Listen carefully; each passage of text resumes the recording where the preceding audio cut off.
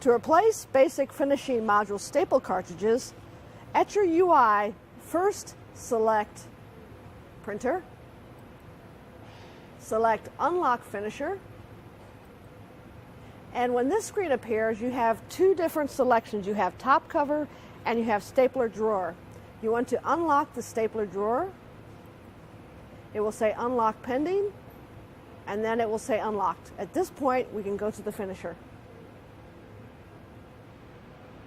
Now that the BFM staple module is unlocked, we can open it. This module has two staple cartridges, one here and one here. We will be removing this one. All you have to do is grasp on each side and pull straight out. To install, slide straight in and press the center until it clicks.